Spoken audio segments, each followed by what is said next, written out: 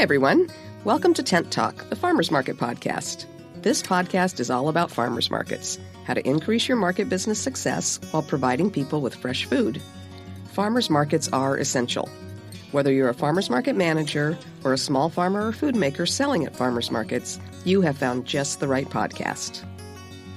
This week, we're sharing a live recording from Intense, the Farmers Market Conference 2022, which we hosted in San Diego and online earlier this month. It was 3 full days of presentations, panel discussions, networking, and a lot of farmers market fun. In this week's episode, you'll hear farmers market advocate and practitioner Richard McCarthy share some surprisingly good news from the world of farmers markets.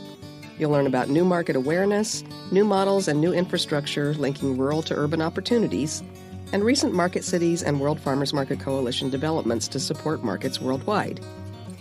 Special thanks today to our amazing slate of 2022 Intense Conference speakers and sponsors, including Square, MarketWorks, Farmers Market Coalition, the Food Corridor, and others who helped make the 2022 conference possible. Now enjoy Richard's presentation, The State of the Market, Claiming Our Place in the World.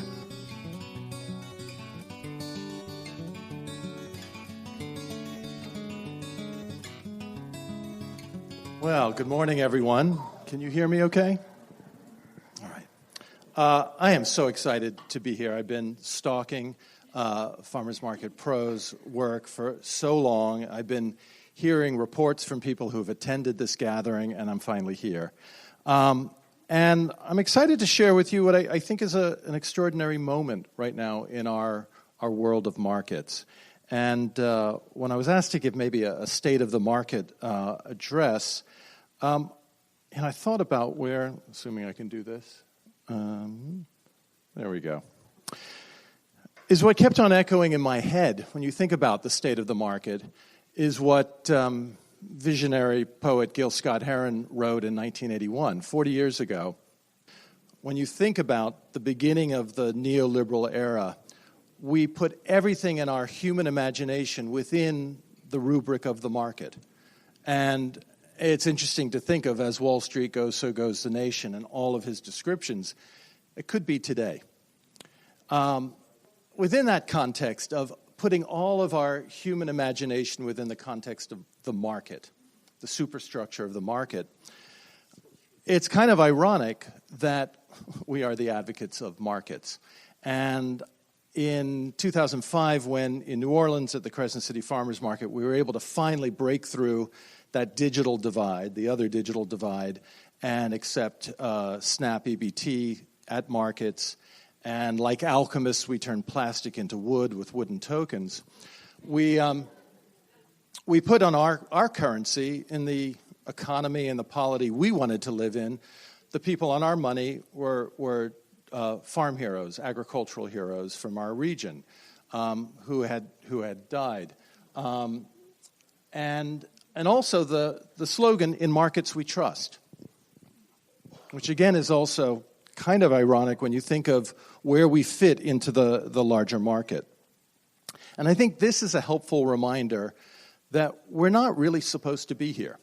These are not institutions that philanthropy or government had expected to emerge at the tail end of the 20th century and into the 21st century.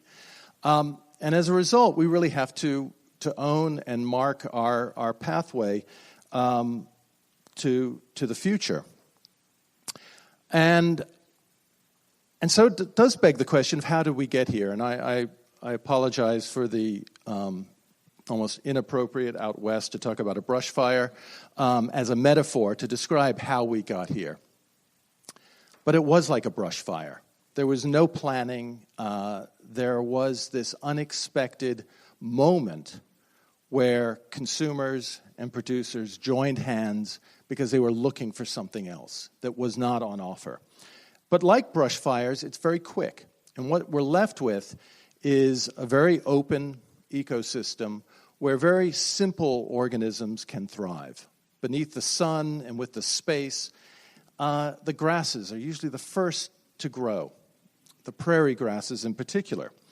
And then if successful, the prairie grasses, or us, farmers markets, and other simple expressions of community and commerce emerge, we begin to shape and transform the ecosystem around us. And you begin to see more complex plants beginning to grow, whether these could be mobile slaughter facilities, access to capital and new forms of financing for agriculture, commercial kitchen incubators, much more complex institutions that are able to survive because we have set that stage.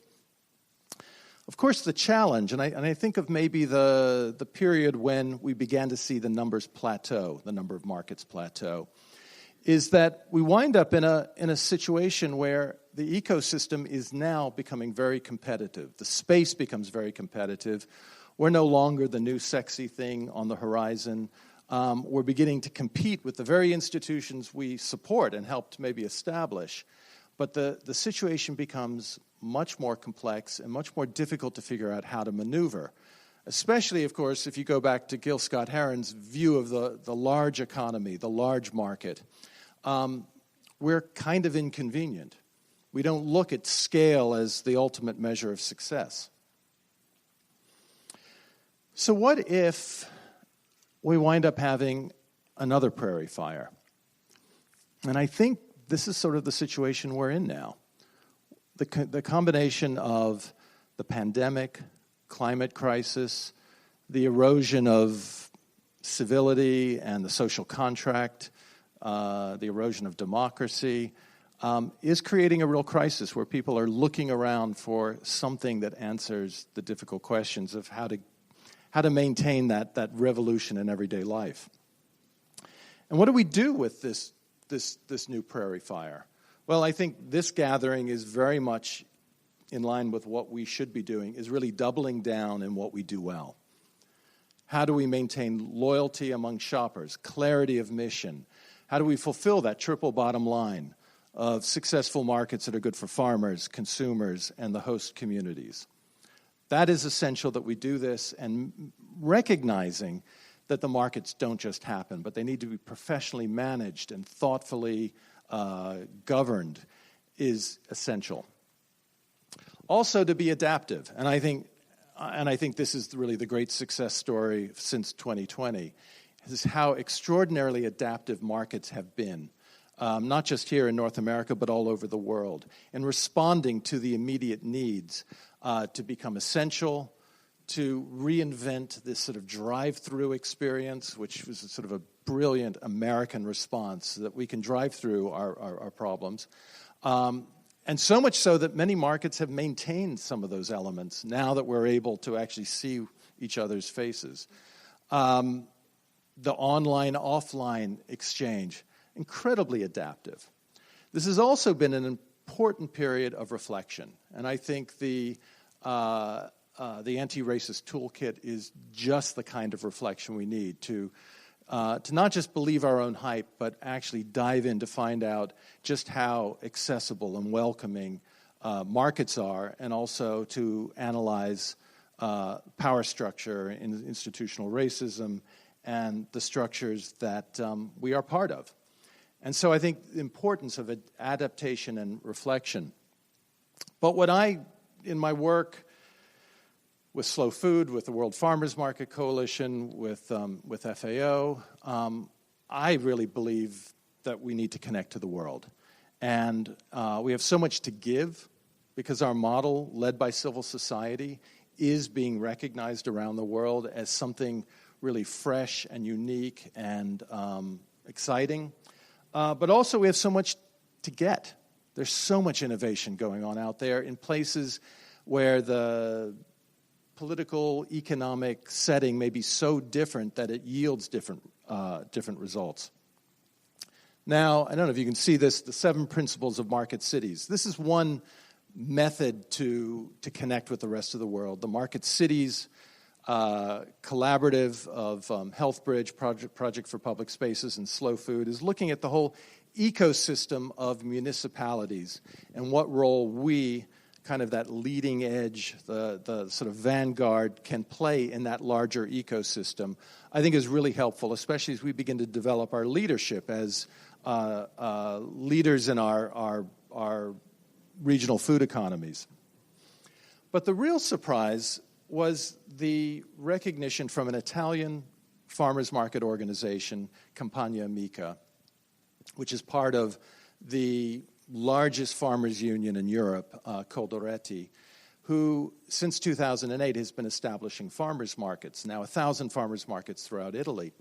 They teamed up with an academic and I think with FAO of the United Nations, which is based in Rome, to really look at this phenomena of farmers markets from an Italian perspective, because they were fascinated that there is this model that looks very different and yet also very similar when you start to look at the mechanisms and the tone and the place that they play in the economy. So they developed this first farmers market report, this world report that's available online at the World Farmers Market Coalition website.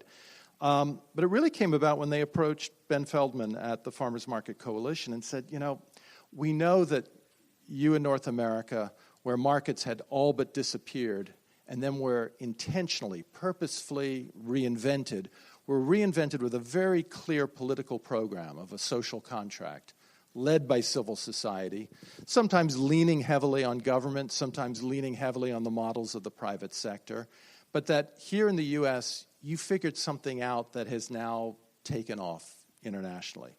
And so we developed a research methodology and a survey of markets from about a dozen, maybe 15 countries around the world. I think it's an extraordinary piece, especially because they recognize that markets are a totem, a cultural totem for territorial food, and understand it in that very Italian way, that these are living institutions that we should invest in. Well, this led to the establishment of a World Farmers Market Coalition in Rome to the backdrop of the rather controversial UN Sustainable Food Summit. And I think you can see in here some people from this room who were there in Rome. And we are really excited that this is becoming an entity. It's still being... in fact, if you look to the back of the room, we've got the flag flying. We'd love to get pictures from the flag designed in Italy. But this entity is being incorporated in Rome as an Italian nonprofit organization and is beginning to accrue interest from civil society around the world and from governments. Dare I say, I think we're beginning to be recognized as the agents of social change, which is what brought me to markets at the very beginning. And so to the backdrop of the UN Sustainable Food Summit, we hosted at Circo Massimo, this incredible farmers market in Rome, transformed it into a summit about farmers markets, food, informal labor, women, and the Undersecretary for the UN, Amina Mohammed, came, shopped and spoke, as well as the president of the Pan-African Farmers Association. And then we were there with products from Senegal, from Norway, from Copenhagen, and so forth, to demonstrate that there is a world community that is just dying to come together, to engage and to learn, to share, and to grow. And we are the prairie grass. We are these institutions that can respond really creatively and quickly. And I'll just sort of give you some of the sort of taste of what's happening around the world. I've been, for the last 2 years, working with the FAO office in Dhaka in Bangladesh, which is one of the mega cities on the planet, 20 million people, incredibly fast-moving, incredibly complex. And after the lockdowns began, the wet markets, the street markets, but especially the wet markets in buildings, and in Dhaka there are over 300 of these. Well, these are mostly undercapitalized, run-down institutions that 95% of the population purchase their fruits and vegetables from, as well as their meat, their seafood, and so forth. Well, these, of course, are the places you do not want to be in during a pandemic. And the kind of creativity that these undercapitalized institutions figured out was just to break on through out into the streets and into the fields, in places where there's very few safe social spaces. Public space is at such a minimum because there's so many vehicles and noise and commerce. And you began to see throughout the Indian subcontinent these creative transformation of streets to become safe markets where people would feel safer shopping outside. In the wet markets in Bangladesh, where there's a very complex system of, these are not farmers markets, they go through middlemen, so it's not direct marketing.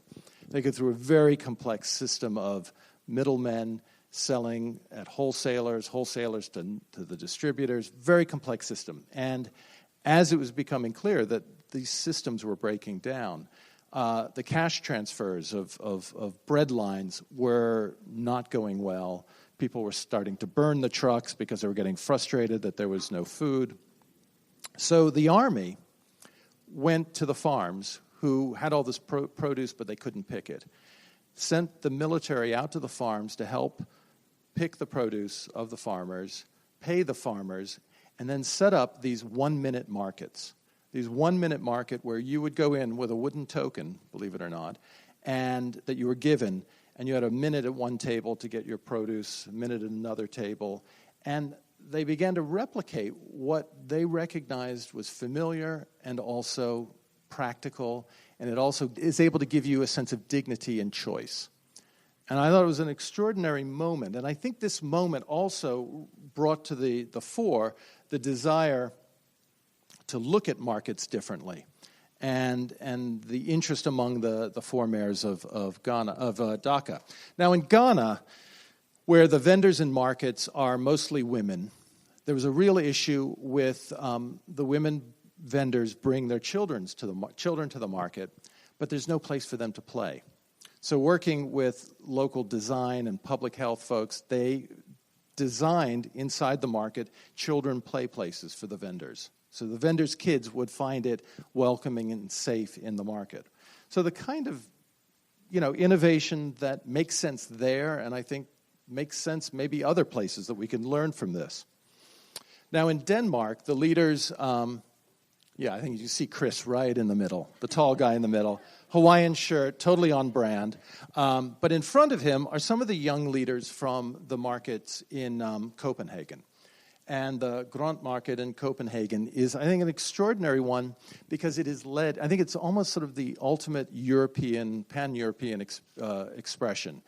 It is led by non-Danish newcomers to Copenhagen, and they've established a new, young, civil society-led, youth-led market.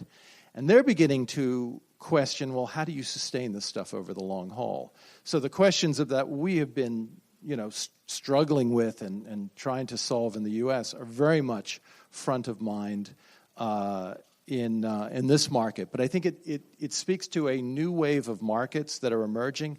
And again, these are in cities, European cities that have public markets that have been there for centuries. They may be market towns where the vendors move around from town to town. But it doesn't address what people are craving, which is the direct connection with the producer. And that's where they come in, and I think are leading a new wave of markets. Now, in Bangladesh, I was describing to you the frustration with the historic market system, not able to deliver the goods. It also has some other weaknesses built into this very complex web of 300 markets, which is, for one, people do not trust the safety of their food.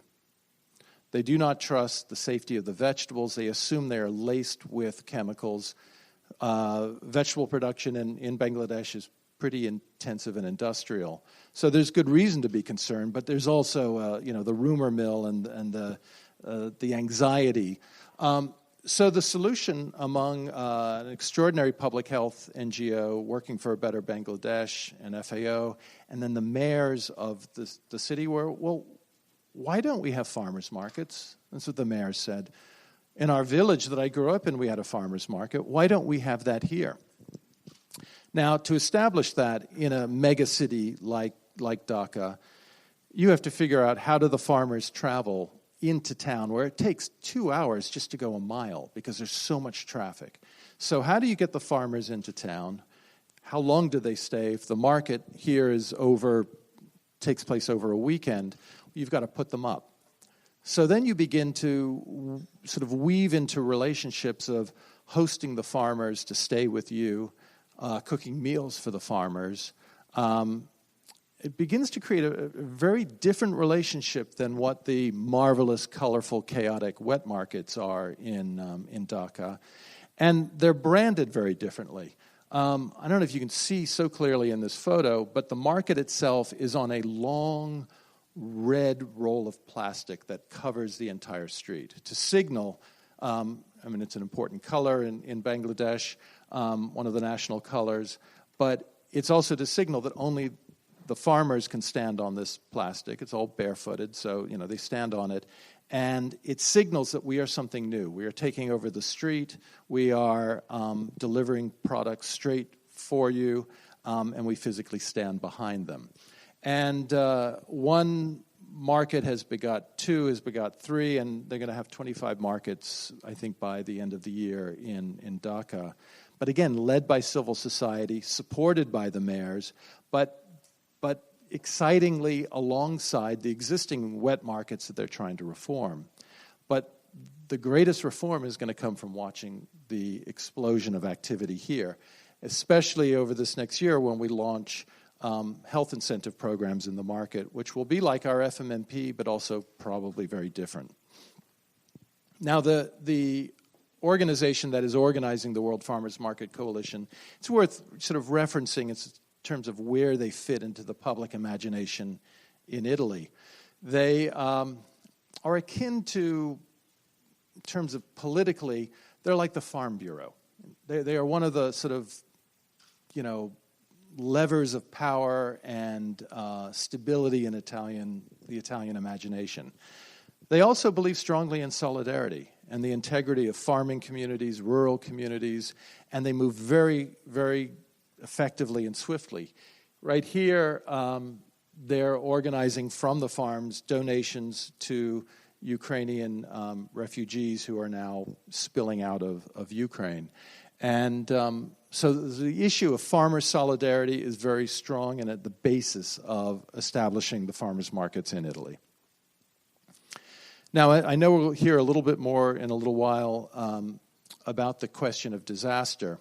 And certainly, disaster sort of shaped my worldview since 2005's Hurricane Katrina flooded my world. But of course, disasters are occurring at an alarming rate.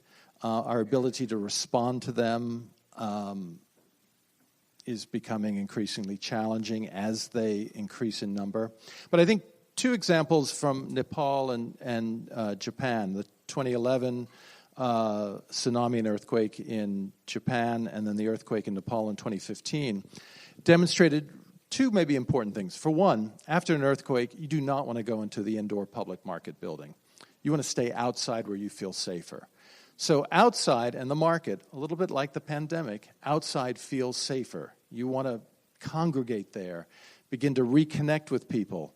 And these are images from the Japanese market, which moved out onto, a green space. And even in the city center, with tents and umbrellas, it was much safer, and people wanted to be outside. They wanted to gather. They just didn't want to go inside. The other thing about reclaiming a sense of normalcy is something I alluded to earlier, is that when you're experiencing a disaster, you're in survival mode. You can't sleep. You're focused on what will I do to survive. And you make decisions that are very quick. Sometimes they're very bad. But you're a victim. And the sooner that we can begin to engineer our minds to think about making decisions where we're not victims but we become protagonists is in markets. Just the simple act of not being in a bread line where you're given what you're given, your RMEs and so forth. But actually to go into a market and to choose from this product, this vendor versus that vendor, gives you a sense of autonomy and decision making. And then you begin to sort of retool that ability to make decisions that are not just based on fear. And so I think the early reintroduction of normalcy through markets is one of the things that we clearly did after our field, our movement did after the lockdowns began to ease a little bit. And I think that this is something that we need to dive deeper and deeper into, especially as uncertainty and chaos seems to be on the menu.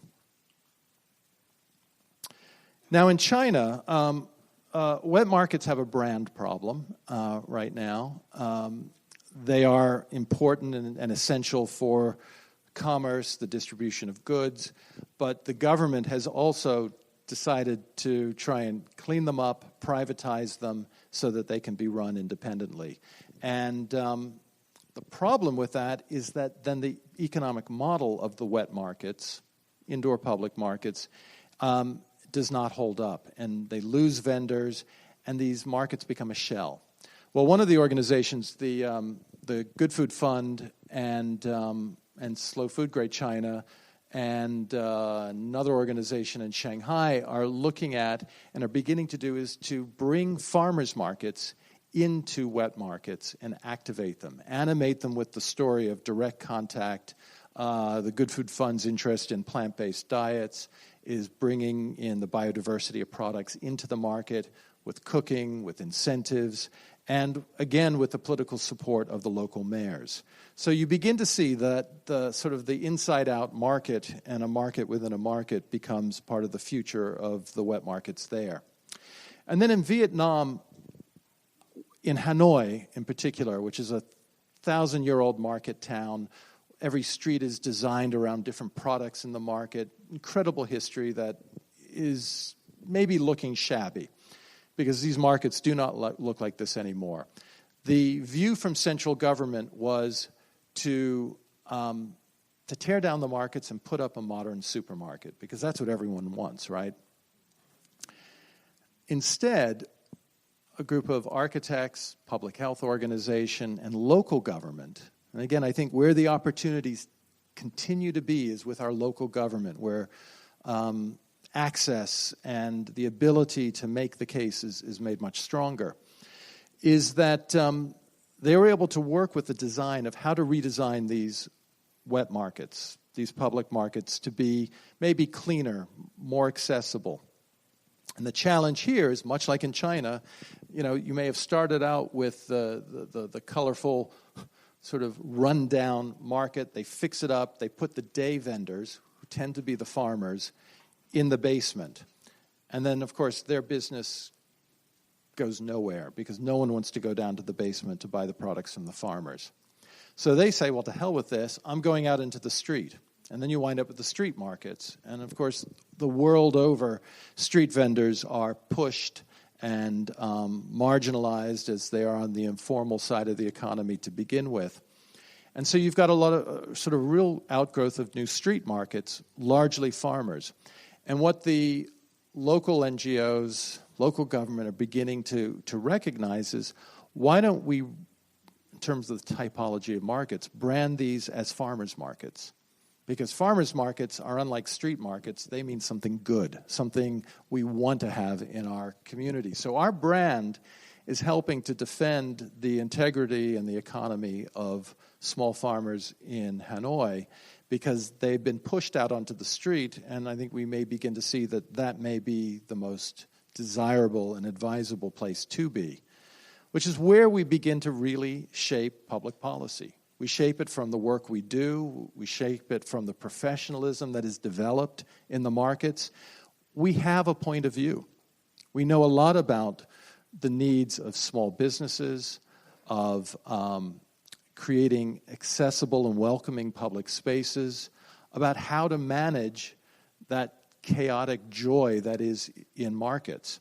And I think at this moment on the planet, there is an ear to what we have to say, and we just need to learn how to say it better. We need to document it, and we need to connect to the rest of the world, because I think we can trust the prairie grass.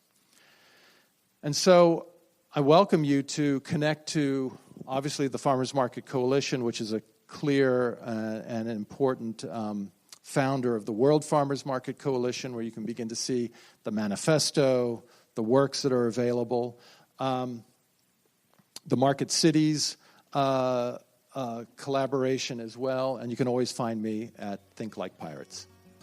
And so, thank you so much.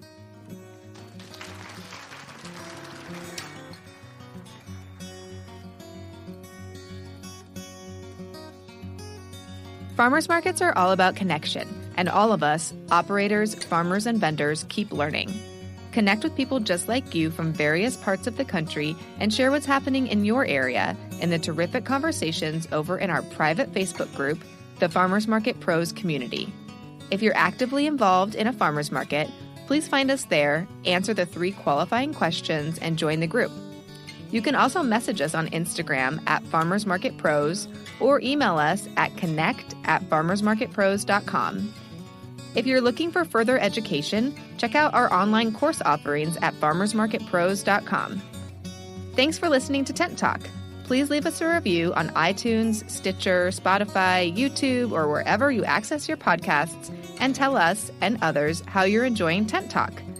And be sure to subscribe to our podcast so you don't miss the next episode.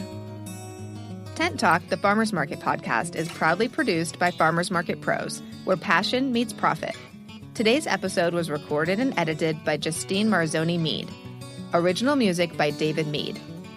Thank you so much for listening today, and we'll have another great episode next week, so tune in.